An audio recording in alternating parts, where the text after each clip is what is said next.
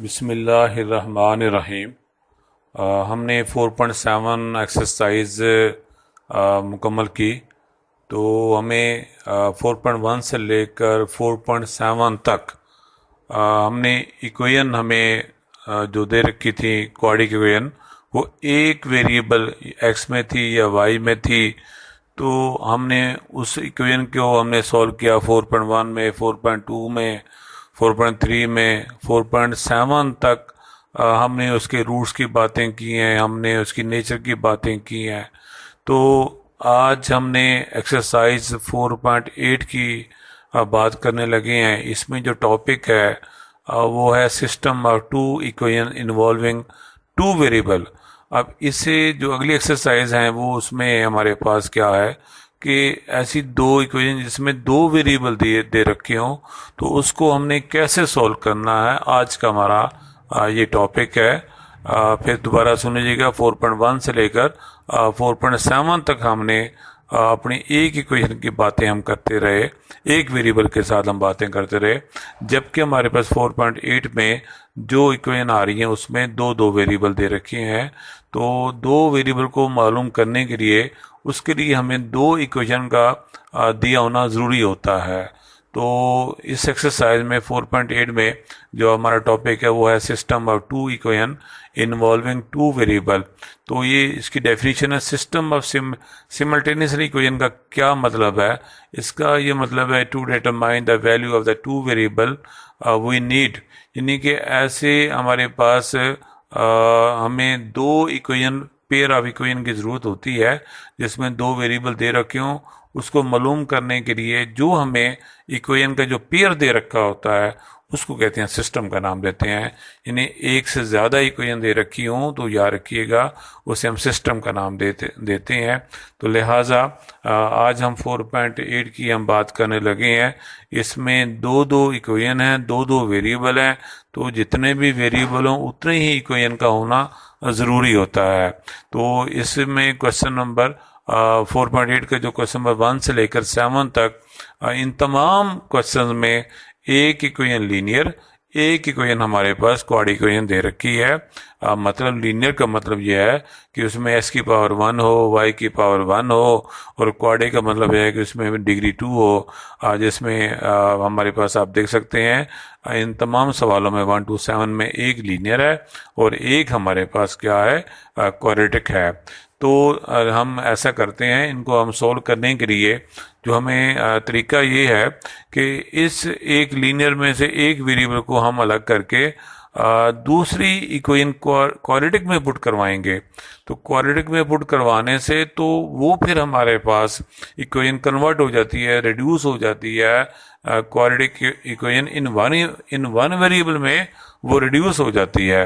तो आगे हम चल के बात समझते हैं। सबसे पहले हमें दे रखा है y is equal to 2x minus 4, यानी हम इसको y की वैल्यू को अलग किया। क्योंकि इक्वेशन हमें दे रखी क्वेश्चन 1 में दो, एक है 2x minus Y is equal to 4 और दूसरी है 2x स्क्वायर माइनस 4xy माइनस Y square is equal to 6। तो हमने एक इक्वेशन नंबर 1 में से y की वैल्यू को अलग कर लिया, लिख लिया y is equal to 2x minus 4। अब हम इस y की वैल्यू को दूसरी इक्वेशन में पुट करवाने लगे हैं। तो दूसरी इक्वेशन में पुट करवाते हैं, जहां हमारे पास y लिखा हुआ था वहां हमने 2x माइनस 4 पुट करा दिया। और अब हम इसको हम सॉल्व करते हैं। कैसे, 2x स्क्वायर, आगे हम माइनस 4x को 2x माइनस 4 से मल्टीप्लाई करवाना है और अगली टर्म में हमारे पास 2x माइनस 4 का हमने स्क्वायर लेना है। तो आपके सामने ये किया हुआ है। अब हमने इसको स्टैंडर्ड फॉर्म में ले आएंगे, राइट हैंड साइड पे हम 0 ले आएंगे।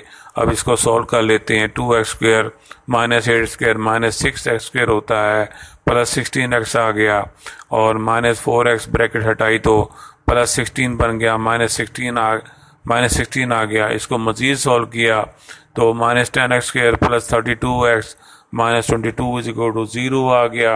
अब इसको मज़ीद शॉर्ट करते हैं, माइनस 5 से तमाम रकमों को हम डिवाइड करवा देते हैं, माइनस 2 से हम डिवाइड करवा देते हैं। तो हमारे पास आ जाएगा 5x square minus 16x plus 11 आ गया।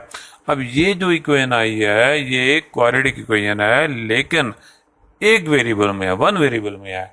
अब हम इसको क्वाड्रेटिक फार्मूला लगाकर, फैक्टराइजेशन मेथड लगाकर, कोई भी हमें मेथड लगाकर हम यहाँ से उस एक वेरिएबल की वैल्यू को मालूम कर लेते हैं।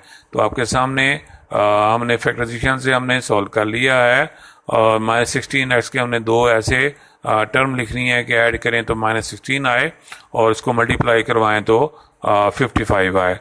तो हमारे पास -5x -11x लिख लिया, -16x की जगह पर, फिर 5x कॉमन ले लिया, और आप देख सकते हैं कि x -1 फिर इन दोनों टर्म में कॉमन आ रहा है, फिर उसे कॉमन ले लिया, यानी यहाँ से हमने x की वैल्यू को 1 मालूम कर लिया, x -1 को 0 के बराबर पुट करवा के, और इसी तरीके से दूसरी टर्म को भी 0 के बराबर पुट करवा कर हमने x की वैल्यू को मालूम कर लिया, जो कि 11/5 आई है। अब हमने दूसरा वेरिएबल जिसे हम y हम कहते हैं मालूम करना है, तो ऊपर देखिएगा दोबारा से इक्वेशन नंबर 1 में पुट कराते हैं, जहाँ x लिखा हुआ है वहाँ 1 पुट कराने से y की वैल्यू हमारे पास -2 आ जाती है। हमें याद रखना होगा, हमें इसमें दो वेरिएबल हैं, इसलिए हमने सेट के अंदर, सेट वाली जो हमारे पास जो ब्रैकेट्स हैं, इसके अंदर पैरेंथेसिस छोटी ब्रैकेट का इस्तेमाल करना है। इसलिए इस्तेमाल करना है कि इसमें चूँकि x वेरिएबल और y वेरिएबल दो अलग अलग वेरिएबल हैं, अगर हमारे पास अकेले x की वैल्यूज होती हैं सारी, तो फिर छोटी ब्रैकेट हम नहीं इसमें इस्तेमाल करते, नहीं लगाया करते। अब चूँकि दो वेरिएबल हैं, इसलिए हमने छोटी ब्रैकेट का हमें इस्तेमाल करना होगा। तो x की वैल्यू हमारे पास 1 आई है और y की वैल्यू हमारे पास -2 आई है। इसी तरीके से दूसरी वैल्यू को भी हम पुट करवाते हैं, तो हमारे पास 11/5 पुट कराने से y के अंदर तो हमारे पास वो वैल्यू 2/5 आई है। तो ये हमारे पास ये सॉल्व हो जाता है।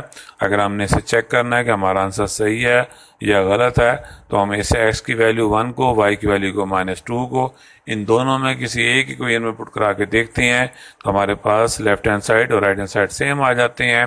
तो हम कह सकते हैं कि हाँ, ये हमारा आंसर सही है, ठीक है।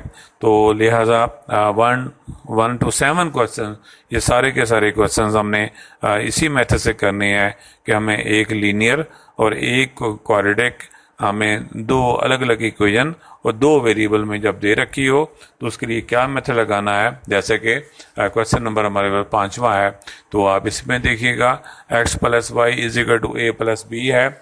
x की वैल्यू चूँकि x की पावर चूँकि 1 है और y की पावर भी 1 है, ये हमारे पास लीनियर कहलाएगी। हाँ, अलबत्ता दूसरी इक्वेशन जो दे रखी है a/x, मैं अगले पेज पे हूँ, + b/y = 2, हमारे पास इसको हमने फ्रैक्शन ख़त्म करते हैं। उसके लिए है कि x और y से हम मल्टीप्लाई कर देते हैं तमाम टर्म को, तो हमारे पास उससे आ जाएगा ay + bx = 2xy आ जाएगा। तो अब हमारे पास ये क्वाड्रेटिक इक्वेशन कहलाएगी। क्यों कहलाएगी? क्योंकि इसमें एक टर्म है x और y, तो हमारे पास ये सिंगल टर्म है, तो डिग्री हमारे पास इसकी 2 बनेगी, x की पावर 1, y की पावर 1। चूँकि ये सिंगल टर्म है, इसलिए पावर को हम इसे ऐड करना होगा, तो ये डिग्री 2 बनती है, इसलिए हमारे पास इसे भी हम क्वाड्रेटिक इक्वेशन का हम नाम देंगे। तो फिर दोबारा से देखिएगा, हमें जो x की वैल्यू पहली इक्वेशन जो लीनियर दे रखी है, वहाँ से हमने x की वैल्यू को हमने अलग कर लिया, a + b - y, इसको हमने अगली दूसरी इक्वेशन में पुट कराने लगे हैं, जिसमें हमारे पास क्वाड्रेटिक इक्वेशन जिसको हमने नाम दिया है। तो जहाँ x लिखा हुआ है वहाँ हमने a + b और -y को पुट करवा दिया। अब इसको हम सॉल्व करते हैं। सॉल्व करने के लिए आपके सामने कि ay + b को a से, + b को b से, + b को -y से ज़रब किया, और राइट हैंड साइड को भी हमने 2 को मल्टीप्लाई किया, 2 और y दोनों को हमने एट ए टाइम मल्टीप्लाई करवा रहे हैं, a से b से b और -y से b। अब हम इसको स्टैंडर्ड फॉर्म में लिख लेते हैं। तो यूँ ही स्टैंडर्ड फॉर्म में लिखते हैं तो हमारे पास ये सिंप्लीफाई होकर हमारे पास ये टर्म आ जाती हैं, 2y² - ay - 3by और +ab + b²। तो हमारे पास ये क्वाड्रेटिक इक्वेशन y वेरिएबल में बन गई है। तो हमने अब y का जो क्वाड्रेटिक फार्मूला y के लिए वो हम लगा देते हैं। तो ऐसा करने से हमारे पास y का जो कोफिशिएंट है उसे हम याद होगा, उसे हमने b का नाम देते हैं, और ये हमारे पास माइनस फार्मूले में माइनस बी है और वाई का कोफिशिएंट भी माइनस में है, तो निचले वाले स्टेप में माइनस इंटू माइनस प्लस हो जाएगी वैल्यू, और स्क्वायर रूट के अंदर जो है ना फिर हम इसका स्क्वायर भी ले लेंगे, और फिर हमारे पास स्क्वायर करने से माइनस का स्क्वायर करने से वो वैसे प्लस रहता है, इसलिए स्क्वायर ऑफ ए प्लस 3 भी जस्ट लिख दिया, और -4 इंटू ए की वैल्यू है, सी की वैल्यू है।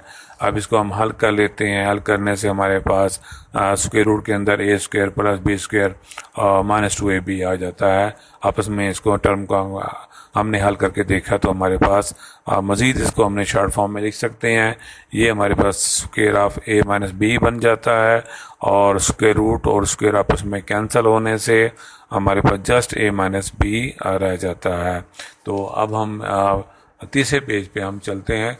तीसरे पेज पे हमारे पास अगले पेज पे हम चलते हैं कि हमारे पास इसमें y की वैल्यू को हम एक दफ़ा प्लस में अलग कर दिया, और माइनस वाली वैल्यू को साथ हमने जो दूसरा ऑप्शन है उसको अलग कर दिया। तो प्लस के साथ करने से plus 3b plus a minus B करने से 2a प्लस 2b आ जाता है। 2 कॉमन ले लिया, कैंसिल हो गया, और हमारे पास y की value a plus B over 2 आ गई। जबकि दूसरा रूट जो हमने माइनस वाला ऑप्शन लिया था तो उसमें हमने a plus 3b minus a plus b हो गया, plus a minus a cancel हो गया, और जस्ट हमारे पास 4b ओवर 4 आ गया। 4 कैंसिल हो गया तो y की वैल्यू b आ गई। अब ये दोनों y की वैल्यू को हमने x की वैल्यू भी मालूम करनी थी, उसमें पुट करवाते हैं। तो हम जानते हैं सवाल में दे रखा है, हमने लिखा x is equal to a plus B minus Y लिखा, तो y की वैल्यू को हम a plus B over 2 put कराने से इसको हल करने से हल करते हैं, इसका एल्सियम लेते हैं तो 2 इंटू ए प्लस बी माइनस ए प्लस बी आ जाता है। ए प्लस बी हमारे पास पहली टर्म में 2 टाइम है, और ए प्लस बी अगली टर्म में 1 टाइम है। इसको हल करते हैं तो 1 टाइम में आ जाएगा, तो ए प्लस बी ओवर 2 आ गया। और इसी तरीके से दूसरी साइड पे देखिएगा कि y की वैल्यू b पुट कराने से s की वैल्यू a आ गई। तो हमारे पास आपने याद रखना है कि पहले छोटी ब्रैकेट में हमेशा x की वैल्यू को पहले और y की वैल्यू को बाद में, जो आपने x की वैल्यू पुट कराई है उससे जो आंसर y का आया वो आपने पुट कराना है। तो आप चाहे जो हमारे पास आंसर हमारे पास दूसरी ब्रैकेट में a b आया है उस ब्रैकेट को आप पहले लिख लो आंसर में, या इसको बाद में लिख लो, एक ही बात है। तो हमारे पास 1 to 7 क्वेश्चन जो है हम इसी तरीके से हम तमाम के तमाम हम कर सकते हैं। तो अब हमारे पास क्वेश्चन नंबर 8वां और 9वां और 10वें की अगर हम बात करते हैं तो इसमें फिर एक नई बात आ रही है कि ये दोनों जो है ये क्वाड्रेटिक इक्वेशन दे रखी हैं, और दोनों जो है क्वाड्रेटिक इक्वेशन दो वेरिएबल में दे रखी हैं। लेकिन इसमें ख़ास बात यह है कि एक तो इसमें एक्स वाई वाली टर्म नहीं है, और दूसरी ख़ास बात है कि एक्स स्क्वायर का कोएफिशिएंट और वाई स्क्वायर का कोएफिशिएंट जो है दोनों इक्वेशन में सेम आता है। और ज़रा देखिएगा कैसे कि x plus square of x plus 3 करने से और स्क्वायर ऑफ वाई माइनस करने से, इसको हल करने से हमारे पास आ जाएगा X square plus Y square plus 6x minus 2y plus 5 is equal to 0। और दूसरी इक्वेशन भी देख सकते हैं, इन दोनों में गौर से देखें, इन दोनों में ना तो एक्स वाई वाली टर्म है और ना ही इनके एक्स स्क्वायर और वाई स्क्वायर के जो कोफिशिएंट हैं वो डिफरेंट हैं, दोनों के सेम है। आप पेज नंबर 4 पे ज़रा देखिएगा, यही बात लिखी गई है कि हमारे पास इन सवालों में हमारे पास एक्स वाई वाली टर्म नहीं होगी, और एक्स स्क्वायर और वाई स्क्वायर वाले जिनके जो कोफिशिएंट हैं वो सेम होंगे। तो फिर हमें क्या करना होगा, हमें याद रखना होगा, हमें पेपर में ये नहीं दिया जाएगा कि ये कौन सी एक्सरसाइज का क्वेश्चन है, तो ये चीज़ें हमें हर सूरत में ज़हन में रखनी होगी। तो लिहाजा इन दोनों इक्वेशन को हम आपस में सेपरेट करा सकते हैं ताकि एक्स स्क्वायर और वाई स्क्वायर की ये जो दोनों टर्म है आपस में कैंसिल हो जाएं, जो रिजल्ट आए इन दोनों से वो फिर हमारे पास लीनियर इक्वेशन में आ जाएगा। तो आपके पास दोनों इक्वेशन को सेपरेट किया तो 4x minus 2y plus 14 is equal to 0। इसको मज़ीद शार्प किया यानी 2 से तमाम रकमों को डिवाइड किया तो हमारे पास 2x minus Y plus 7 is equal to 0। तो हम y की वैल्यू को अलग करके लिख सकते हैं। आपको याद होगा कि हमने क्वेश्चन नंबर 1 में भी एक लीनियर थी, एक क्वाड्रेटिक दे रखी थी, तो इसमें भी हमारे पास वही चीज़ आ गई है कि एक लीनियर बन गई है और हमारे पास क्वाड्रेटिक इक्वेशन दे रखी हैं। तो हम ऐसा करते हैं, इस लीनियर को जैसे क्वेश्चन नंबर 1 किया था, और आप जो है ना इन दो दी गई क्वाड्रेटिक इक्वेशन दोनों में से जो आपको इजी लगती हो उसमें आप पुट करवा लें। तो इसमें यहाँ y is equal to 2x plus 7 को जो इक्वेशन नंबर 2 दे रखी है उसमें पुट करा लेते हैं कि X square plus Y square plus 2x minus 9 is equal to 0। तो y की जगह पर हमने 2x प्लस 7 को हम पुट करवा देते हैं। अब इसको हमने स्क्वेयर ले लेते हैं।